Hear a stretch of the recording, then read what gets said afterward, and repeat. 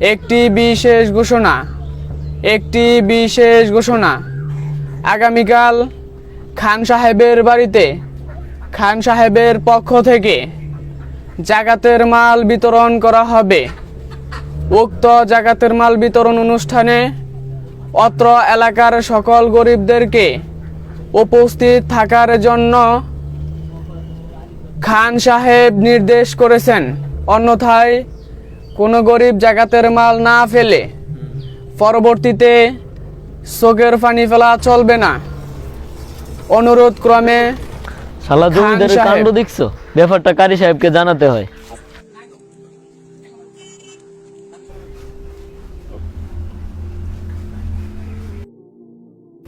ওয়ালাইকুম আসসালাম রাহমাতুল্লাহ। হাসনাইন সাহেব কেমন আছেন? এই তো আলহামদুলিল্লাহ ভালো, আপনি কেমন আছেন? আলহামদুলিল্লাহ আমি ভালো আছি। ভিতরে আসেন।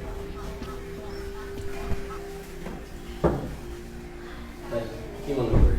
ভাই আগামীকাল জমিদার সাহেব জাকাত দিবে, তাই সকল গরিবকে তার বাড়িতে যাওয়ার জন্য মাইকিং করিয়েছে।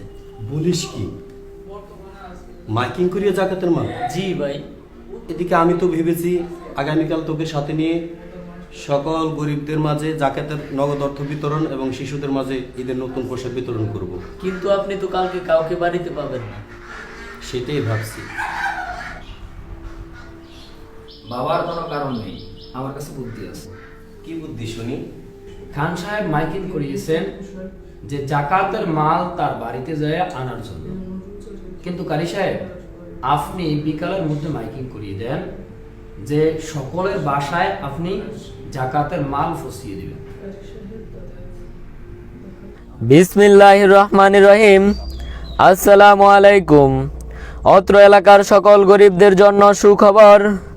আগামীকাল কারি সাহেব এলাকার সকল গরিবদের দ্বারে দ্বারে গিয়ে জাকাতের নগদ অর্থ প্রদান ও সকল শিশুদের মাঝে ঈদের নতুন পোশাক বিতরণ করিবেন।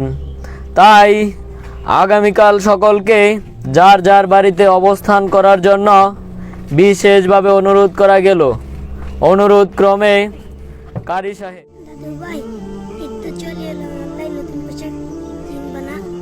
দাদু ভাই, তোরে থইয়া তোর বাবা আমার দোনোজন চলে গেল দিনে থেকে। আমার তো ওই তবিক নাই তোরে যে আমি পোশাক কিনে দিব।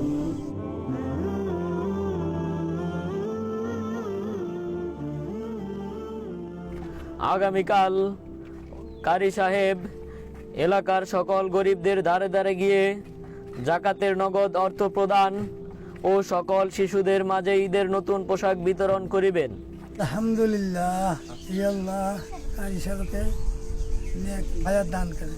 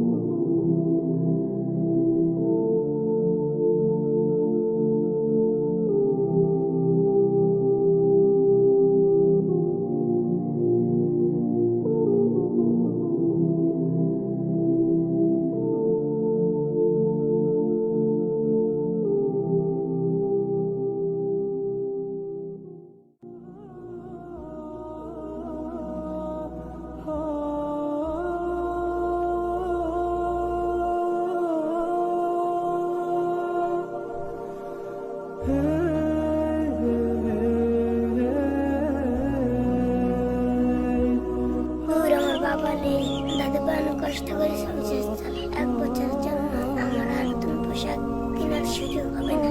আমাকে পোশাক কিনে। ঠিক আছে বাবা, নাও।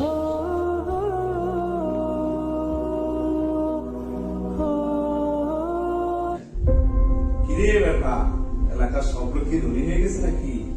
জাকাত দেওয়ার জন্য মাইকিং করাচ্ছি, দিন শেষ হয়ে যাচ্ছে, এখনো কাউকে দেখছি না। মনে হয় আপনাকে কেউ পছন্দ করে না। কি বললি বেটা তুই? আরে না খান সাহেব, আসল কথা আমার কাছে। আপনি মাইকিং করছেন জাকাতের টাকা আপনার বাড়িতে এসে নিয়ে যাওয়ার জন্য, আর অন্যদিকে শুনে আসলাম কারি সাহেব নিজে পায়ে হেঁটে হেঁটে সে জাকাতের টাকা সহ বাচ্চাদের জন্য নতুন পোশাক বিতরণ করতেছে। খান সাহেব এই জন্য রোজা রেখে কষ্ট করে আপনার বাড়িতে আর কেউ আসেনি, কারি সাহেব যা দিয়েছে এতেই তারা সন্তুষ্ট। কারি সাহেব কত টাকার মালিক হিসাবে লিখে দিব।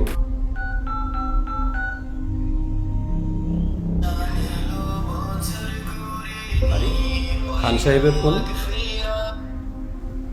আসসালামু আলাইকুম। কারি সাহেব, শুনেছি পিপিলিকার পাখা কত নাকি স্বর্গে যেতে চায়, তোমার অবস্থা তাই নাকি? মানে বুঝতে পারলাম না খান সাহেব। এলাকায় হেঁটে হেঁটে গরিবের মাঝে জাকাতের মাল বিতরণ করতেছো, ইলেকশন করবা নাকি? কি যে বলেন খান সাহেব, ইলেকশন কেন করব? আল্লাহ পাক রব্বুল আলামিন আমাকে সম্পদ দিয়েছেন, আর এই সম্পদের মধ্যে গরিবদের হক রেখেছেন। কাজেই যার হক তার ধারে ধারে পৌঁছে দাও, এটা আমার দায়িত্ব। নিজেকে অত দায়িত্বশীল মনে করো না। শোনো, মোবাইলে এত কথা বলা যাবে না, তুমি আমার বাড়িতে আসো। ঠিক আছে খান সাহেব, তাহলে আমি আপনার কাছে আসতেছি।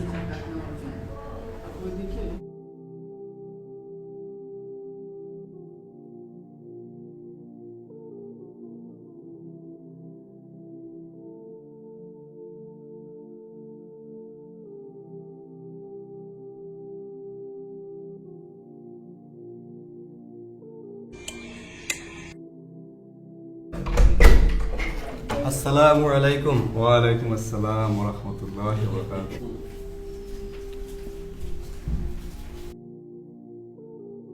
এ কামাল, ওনাদের জন্য একটু স্যান্ডউইচ ব্যবস্থা করো তো।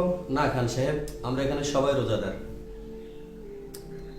ঠিক আছে ঠিক আছে, আমি বুঝতে পারিনি। আপনি কোনটাই বুঝতে পারেন?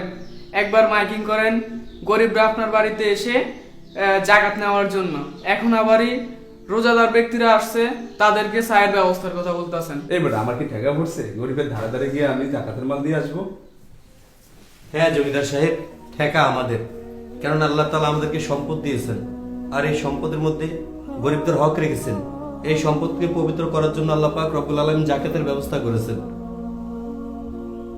মহাগ্রন্থ কোরআনের মধ্যে আল্লাহ তাআলা বর্ণনা করেন, যদি তোমরা জাকাত না দাও, তোমাদের জমাকৃত স্বর্ণ রূপা টাকা পয়সা এগুলাকে আল্লাহ তাআলা কিয়ামতের ময়দানে এরকম উত্তপ্ত আগুনের মধ্যে গলিয়ে এই আমাদের সম্পদ দ্বারা আমাদেরকে আল্লাহ তাআলা শাস্তি দিবে। মহান আল্লাহ তাআলা বলেন, যারা স্বর্ণরূপা টাকা পয়সা জমা করে রাখে, আল্লাহর রাস্তায় খরচ করে না, তাদেরকে যন্ত্রণাদায়ক শাস্তির সুসংবাদ দাও। কেমন শাস্তি হবে?